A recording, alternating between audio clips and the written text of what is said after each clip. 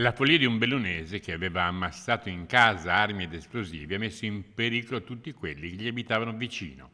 Pericolo sventato solo grazie a una brillante operazione del nucleo operativo e radiomobile dei carabinieri. All'interno delle sue abitazioni i militari hanno rinvenuto un vero e proprio arsenale di reperti bellici risalenti alla seconda guerra mondiale. Bombe a mano, granate, spolette e altri ordigni risultati essere ancora caricati con esplosivo ad alto potenziale che avrebbero potuto causare un vero e proprio disastro. Alla fine della perquisizione gli sono stati sequestrati anche 2 kg di marijuana già essiccata.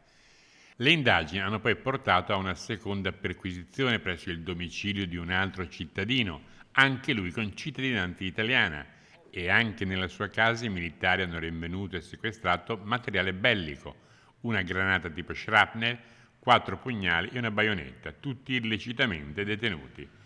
Il primo dei 2 uomini è stato dichiarato in arresto e, su disposizione del pubblico ministero di turno, è stato associato alla casa circondariale di Belluno. Il secondo è stato deferito in libertà.